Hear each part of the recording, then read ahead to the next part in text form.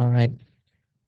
So as usual, before we begin any session, especially a Dharma lessons, let's take a few minutes to clean our plate. That is our mind. Meditation here is a part of the process, a integral part of the process.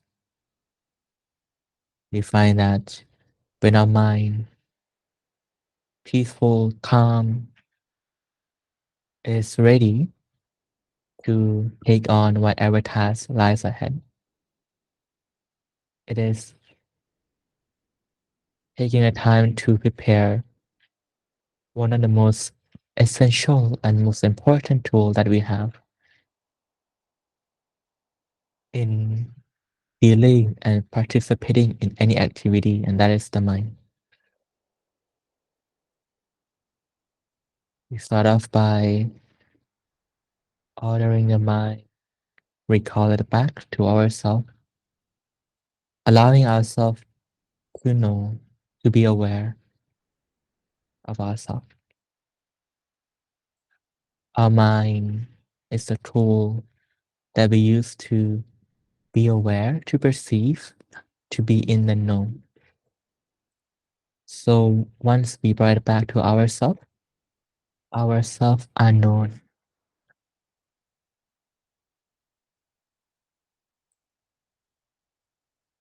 When we bring it back to our body is then known to us. Every breath, every movement. You can even feel our entire body largening up as we inhale and deflating as we exhale. We can use that simple movement of our body that naturally occurs as our anchor, object of knowing.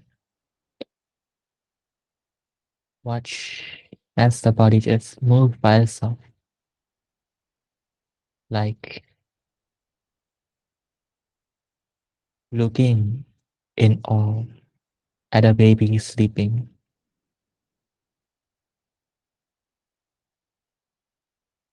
The entire body inflates as the baby inhales and deflates as the baby exhales. And the same way we watch our own body.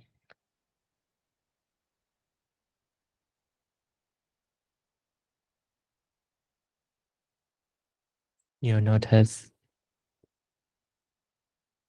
the extent in which the body inflates as it reaches the capacity of the inhalation up to the peak and then release down to the bottom as our body naturally deflates when we exhale.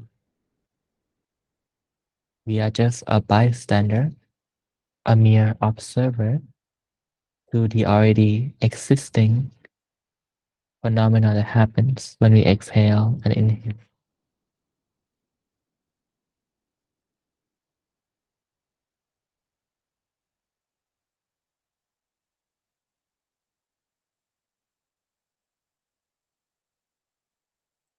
To prevent our mind from being distracted, we get into a practice of ordering our mind back to ourselves.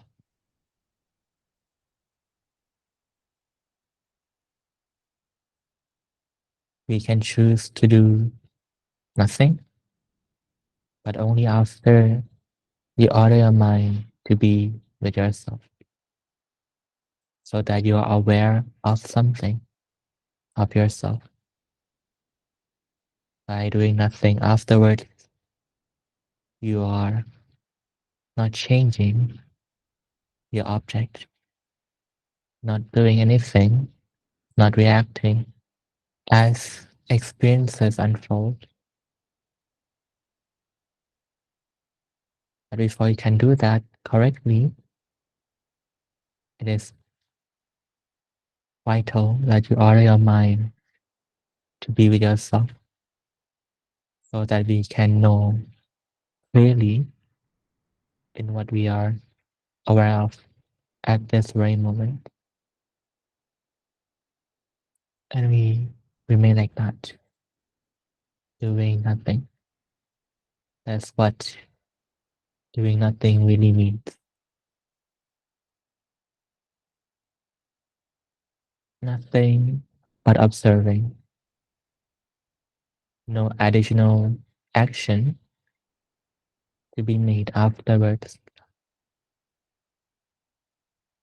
In Thai, we call ไม่ทำอะไร translate to nothing, meaning, or translate literally to no further action. That's what doing nothing means in Thai. ไม่ทำอะไร or no further action.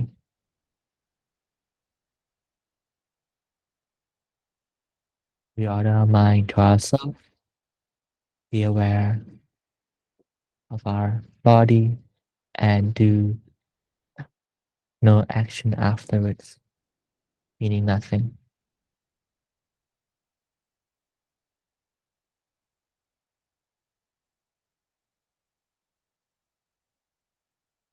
Of course,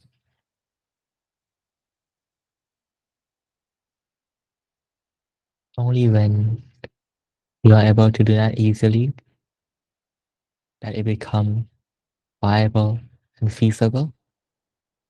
But when you are required to order your mind because you lost your mindfulness, awareness of your body, you have to do that.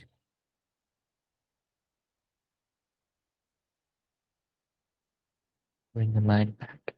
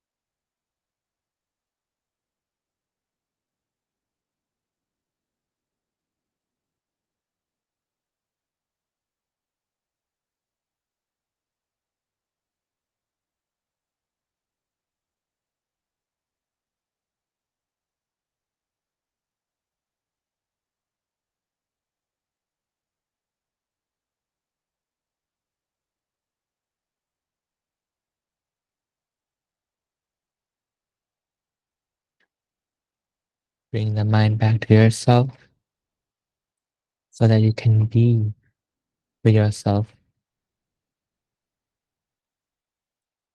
in the present moment with yourself and do no further action afterwards, meaning do nothing.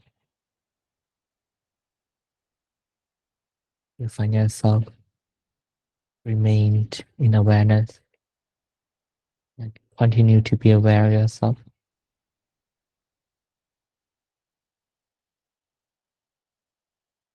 Preserving the current status despite what's going on, what's unfolding every moment. preserving the fact that you are aware clearly of your body, your object.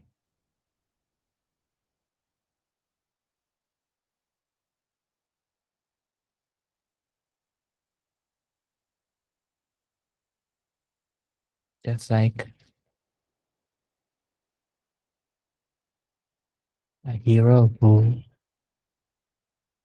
remains firm in her position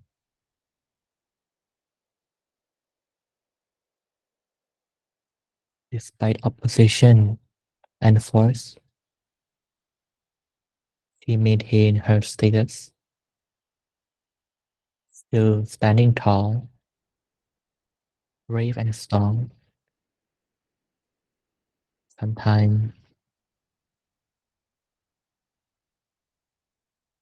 it feels good from praises and recognition. Sometimes it feels bad now to endure from curse and curses from the opposition, but we remain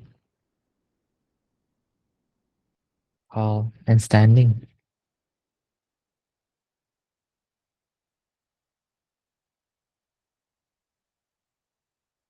Look at your practice the same way,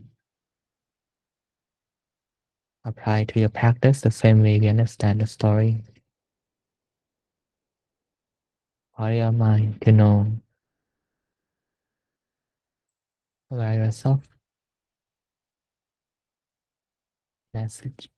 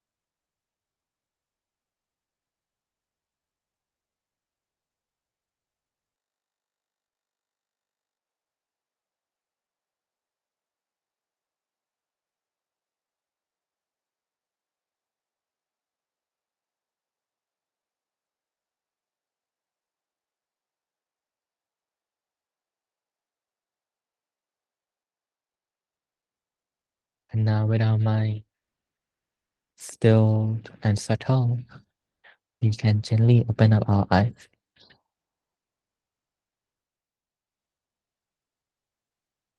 Today, we will talk about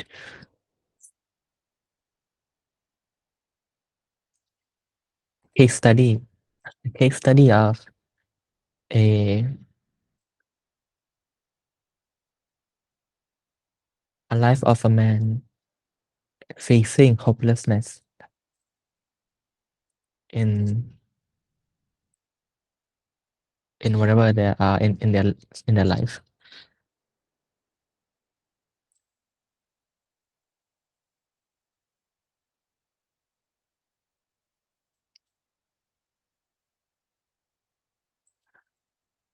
We can imagine a story like this that come from the news, our own family, our own life, about being hopeless regarding financially, regarding study, work, love life. There's so many things to be hopeless about. Hopelessness in Thai we call sin wang. Sin means the end of. Wang is hope, at the end of hope.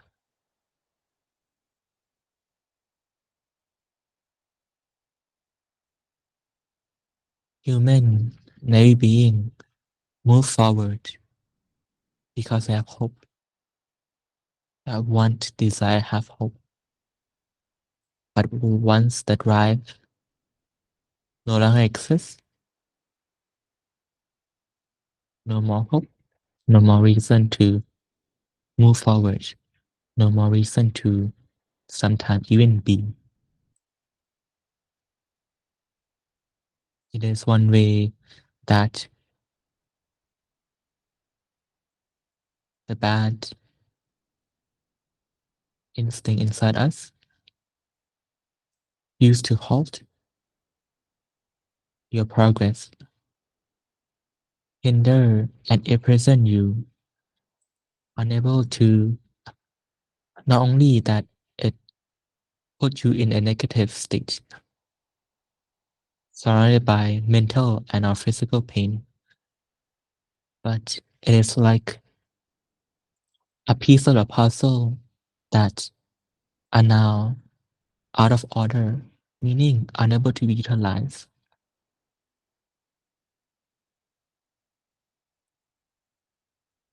If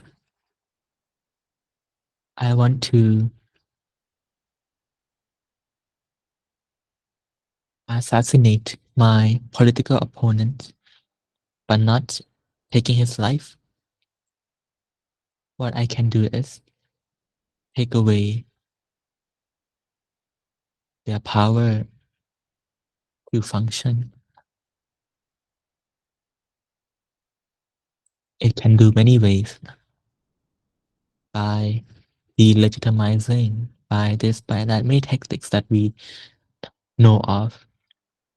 We might heard from the news, but one way is bring about hopelessness so that people no longer have the drive to move forward.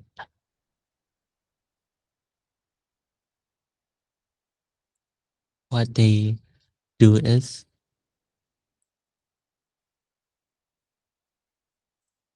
they start from telling the individual to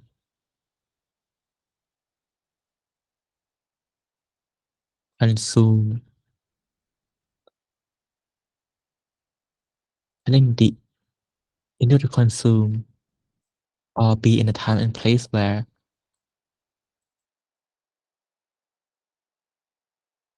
they are able to access key vital information to use as a tool to take away hope. It can be the news, it can be anything that can be brought up again and again. It's like a leech that suck blood. This thing suck and drain life and motivation, suck and drain hope, so that there is no more hope, end of hope or hopelessness. There's no hope.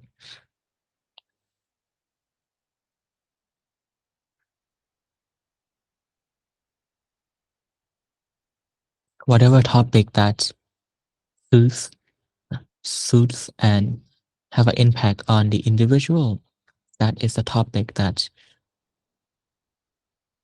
the mind, when controlled by the bad nature, will use.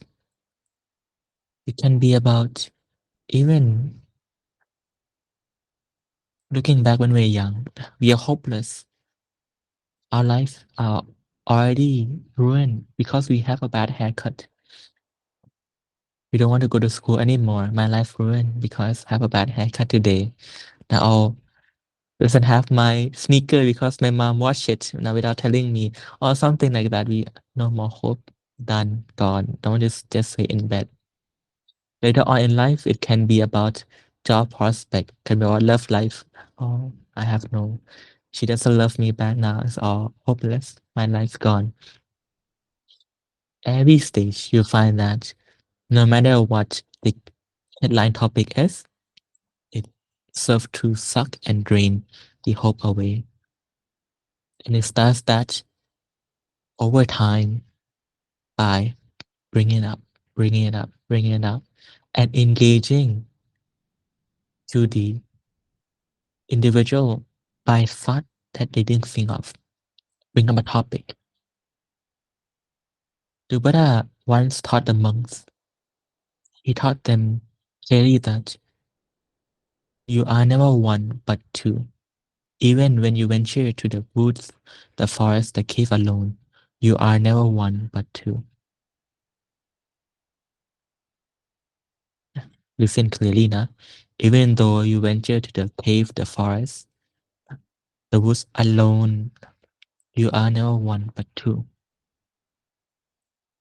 What he is referring to is not someone, a different human or being, but rather the nature, the instinct inside that they are always with, talking, talking with them, bringing up this thing, that thing, always two, never one, like always being with someone. Now, this come into pressing issue when that person that they are with is someone bad, inner bad friend that, like in real life, often point and bring up stories, topics, random topics that once arises,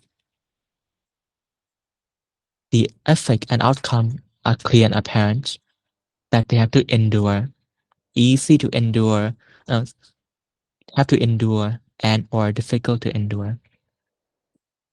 Like a person that you don't like a person that you are a bad friend, even by mentioning their name, you feel not good already. Being in the same room with them, same as your bully, as a bad person, you already feel unsafe. Have to endure. This is even worse. They are in your head, not talking to you. As you engage, as your bad friend, like bully, come to your vicinity, engage with you. Even just by talking with them, it just drains you already. And this is how we felt in real life when we talk with someone who is not a good person, a bully. But imagine that on the inside, have no physical body but have a voice, a thought that you didn't think of. Now engage with them every day, all night, all day, all night. Bring up topic that is relevant to you in that time, in that day, in that circumstance, just so that it can chip away and drain you of physical and mental health, physical and mental well-being, to bring about suffering and destruction, to the point when there's nothing left, no hope left, nothing to drive it forward. Why? Not only that is their goal to destroy everything, but is to bring about destroy everything, being suffering, hardship, difficulties, negative consequences, disaster in the future. But also at the same time, they are destroying the tool before it can be even utilized. The tool we have, our body, our mind. Someone think of prospect in the future without realizing that they are bringing about suffering not only to themselves, but to their friend and family right here, right now, in the present moment. Worrying about what? About past information that relate to the thing that haven't happened yet. We are often worried about two things, nah? Something that we call past and future.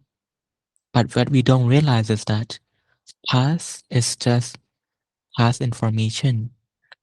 Future is just past information relating to what have yet to happen that you heard before in the past. Yet to happen, not happen yet. But because our bad nature keep on bringing these things up, we engage with the bully, draining ourselves of everything, putting ourselves sick, weakened mentally and physically. The outcome happen that, oh, instead of the thing worrying about, you worried about bringing harm to you and your family. It is the worry itself that brings harm to you and your family. Some people think about their financial prospect, hopeless about humanity, about government, politics, climate change, everything. Worry that it will kill them and their family, not knowing that it is the worrying and the hopelessness that is killing them and their family, incapacitating them right here, right now. But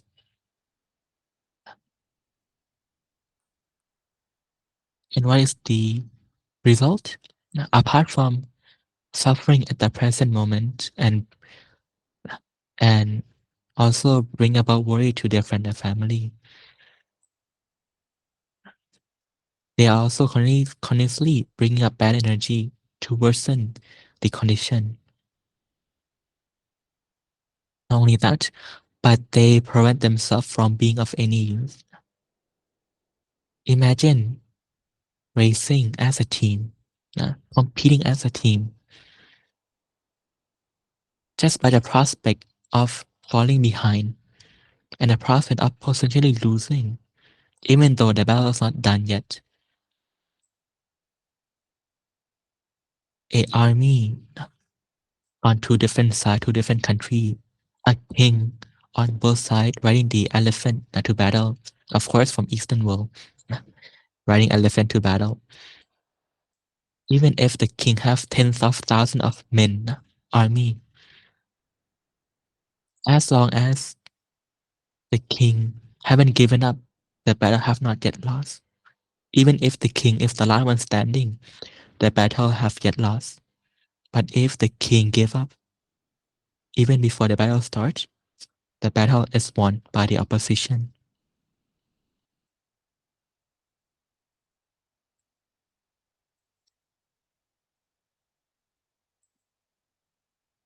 When we are in a team, every in a team, in a system, where every part, every component are vital toward achieving the success, to sabotage the opponent or the way, if you want to, the way opponent sabotage us is to tackle and deal with the component inside the factor. Let's say we all here is one team and we are racing a competition against the other team. The way to win against us is to demoralize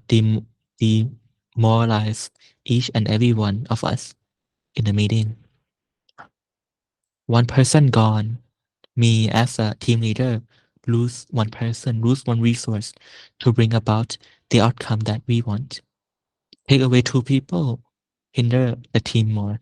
Take away 3, 4, 5, more and more.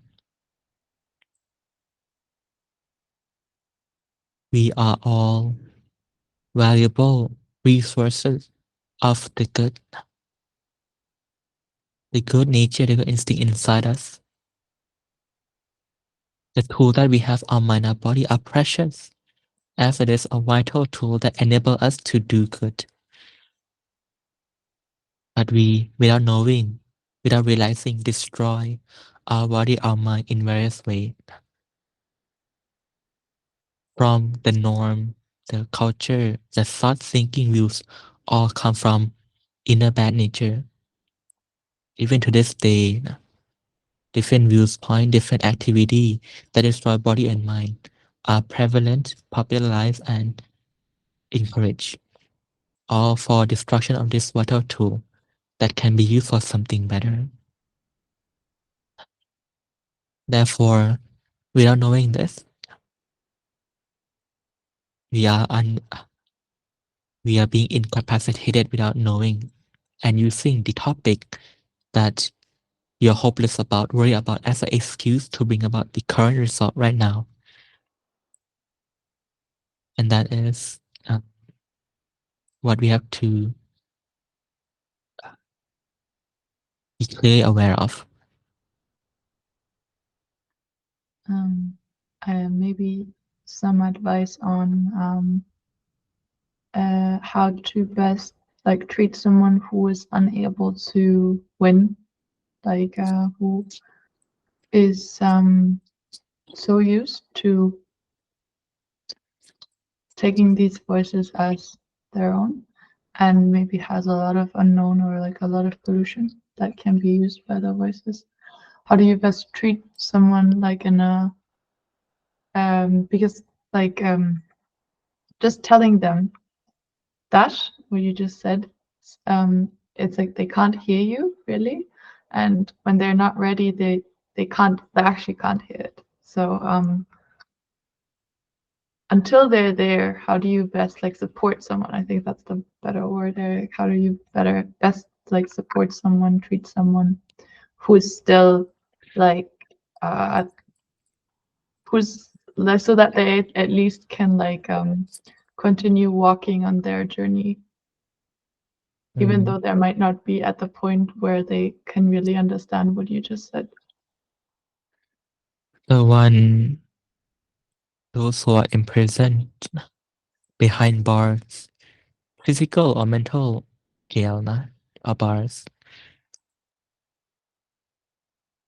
Those who have a lot of bad nature, bad tendencies to do bad, not because of their own volition, but uh, of the ratio of the bad inside them.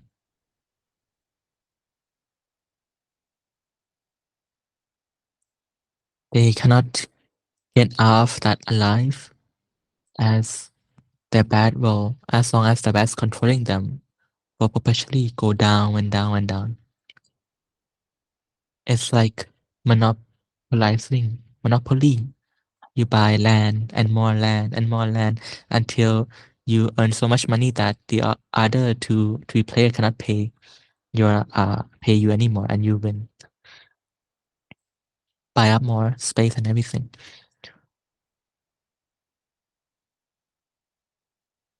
The only way is to have a good friend. A good friend, or in Buddhism, in Pali, we call Kalyana in Pali, means that a individual who is embodiment of the good, embodiment of the good, one with a lot of good, one who can be a representative of a good nature in the outside. They, those who are imprisoned, they are governed by the bad nature and bad thought, without so much that they monopolize the space and time so much that the good thought, good advice cannot come through, cannot shine through. They're being oppressed, like a government who control all the media. Only they can say their narrative. That's why they need to have someone outside to do it on the behalf. The only way. That's why it's vital. It's like a sun that shine the light to people, a good friend. But they can only help so much.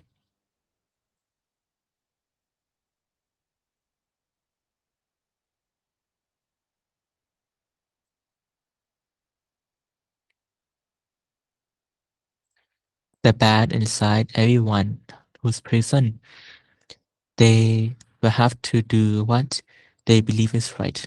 It's destruction, suffering. We good people, as the image of good, will have to do what is right to keep doing our role, our responsibility in helping someone, even if they don't hear it, but consistency. They do their job, we do their job. Each one have their own clear role, responsibility to do what? To remind them to ignite the good system. Like a worried mother always need to remind her naughty son to eat healthily. Now, eat your spinach, eat your broccoli. The mother know that she can't magically force her son to be healthy. She knows that only broccoli, the magical vegetable that I should have, by the way, will be the one that makes the kid healthy. It is to remind the kid to eat it, eat it, eat it. Because the mother has the right authority, it can it help her into forcing the kid to eat. But that is will only last if she's in the room. But if the mother not there, of course the kid's gonna eat candy all day. That's why wisdom have to teach the benefit, the danger of eating candy, the danger of the status quo right now. Clearly, clearly, repeat again and again until they hear and at heart. Point to the now, the state right now, right now, right now, right now. No, not. The even better way is to understand them and advise them when there's an opening. Remind them, be mindful so that the good system run, mental good system run. Clean it, clean it. It's easy for them to know because it suffers all the time, it pains all the time. So knowing themselves right now knows the pollution, the pain, the suffering that's going on. Just by knowing it then will run the automatic good system by itself. And that's all we can hope for. Today, as a good doctor, good nurse, no, we administered this medicine for now. Will it cure cancer or other thing? Nope, not alone. But today, this medicine. Tomorrow, maybe one more dose or two doses of it. Third day, increase a little bit. Fourth day, new medication together with the first one. Administer one by one by one as the patient, as the body can handle it. Correct? We slowly uh, apply the appropriate aid as appropriate given what the patient can handle in the time and space that it can handle to. Not too not too much, not too little. Consistent. Teach, advise, lead, teach, order, fourth thing. Consistent. We are playing with the space that remain between a rock and a hard place. No, it doesn't matter how wide that space is, but if there's a space, we will let that opportunity go.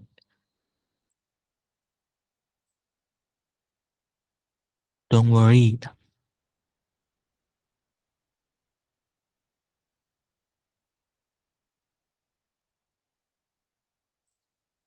When when it is a downward trend, it will go down as much as it possibly can. But of course, it's not easy to go down. Like a trampoline. In the beginning, you can sink, but as you go deeper, the elastic try to pull you up. So therefore, going down is not easy to go down. There's some elastic good and not gonna pulling it up together too. So that's why being a good friend, we should help that elasticity to push them up to prevent it from going further down. And then it can then whoop, spring up. It now depends on how high the person recover. But now we look how can we dampen the downward trend better. Uh, this is the only way. Not like a patient, give motivation, give understanding, give time, give space, give care, just like a regular old patient. We should never look at them with hatred, with anything. Those who have wrong view, wrong understanding, wrong behavior. Most people with a bad nature, point at them, marginalize them. say them that they are the cause. Those with good look at them, find that, oh, they need help. They are patient, need help, and do everything as appropriate as it is are able and available to do so. Yeah, absolutely. I was wondering if you could say a few words on the dangers of aversion, like in you and not the other person. I mean, like if you face situations, I think heard that often, and heard myself say it too a few years back when you say that those kind of people that you were just talking about, it feels like when you spend time with them, it's heavy. Like people will say that they drain your energy, or they drain my end, or and so I think there's quite like a pointing to the wrong thing, as you said, like with understanding, but then how do you properly understand, and how do you make sure that you do not fall for um, into the trap of aversion? Because I feel like people who have studied Buddhism, they talk a lot about desire and the dangers of desire, like wanting this, wanting that, um, wanting money, wanting this, wanting that, but not a lot about aversion. Um, so yes, if you could say on that. Those who have aversion are those still governed by the bad,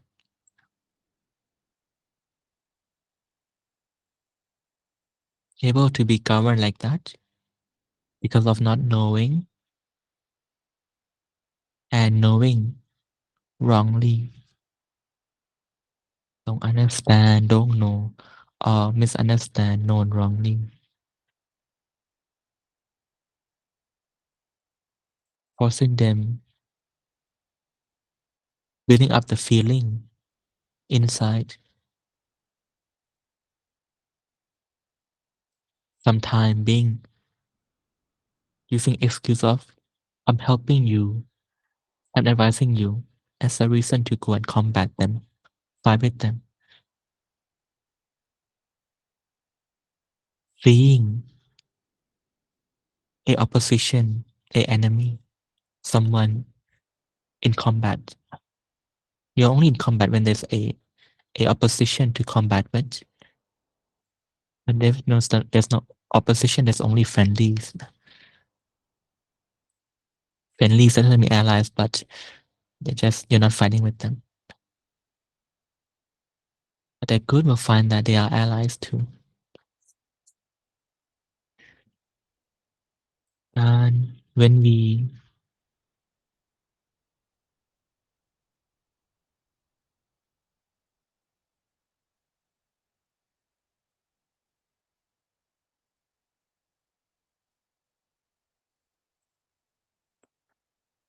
about the combat, when we put ourselves in combat, of course, it feels tiring, draining, feeling like you need to resist against something, someone, standing tall against a current that's ushing in towards you and trying to push you down. It only troubles you when it is either you pick it up to hold onto it or it's being handed off to you for you to hold. But just like a person who is distracted in a conversation, it goes his or her partner shouting, screaming, but in the mind of the person, he's in la la land already. Doesn't hear anything. Happy, go on ear out the other ear. The partner shout and scream, but the other guy, I'm happy. I'm in my dream world right now. Doesn't have to fight.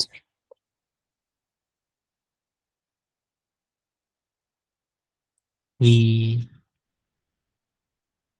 are not the one helping. We are the doctor who administers administer the drug or the medicine.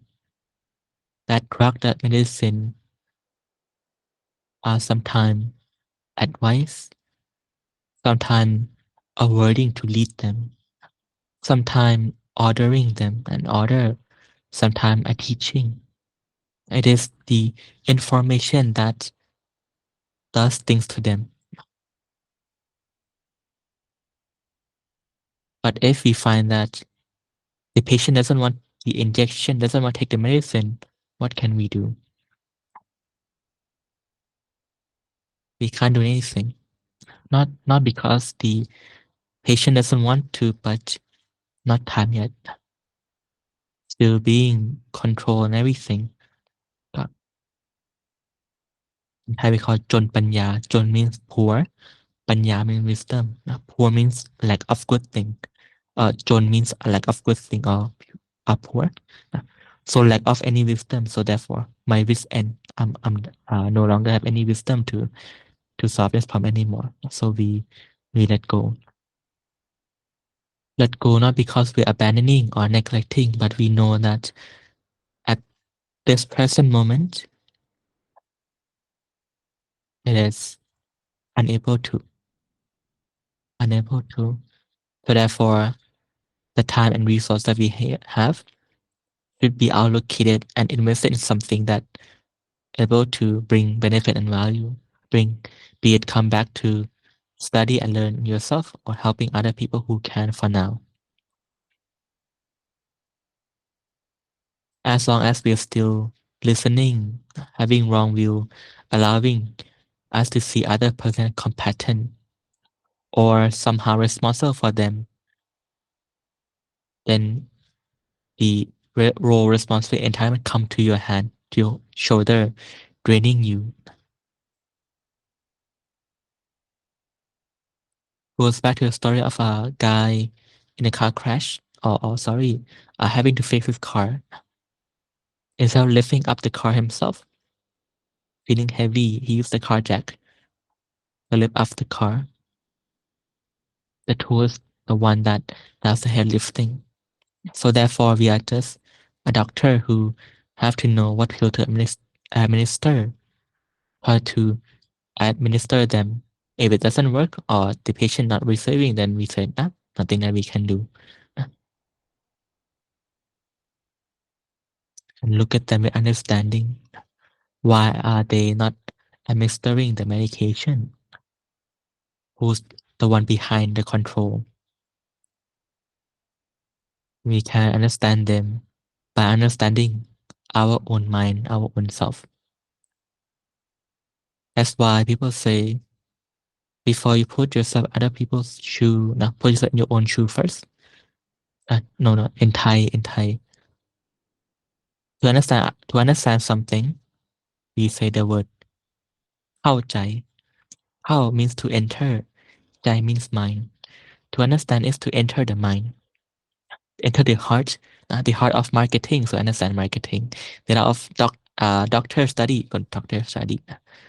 But to understand someone, you have to enter their mind. But to understand them, you have to enter your own heart first, your own mind first, to study the mind. And once you have entered your own mind, then you can enter other people's mind and understand them too. That's why we call enter mind or understanding. Does that answer the question? Alrighty. Anyone else have any questions?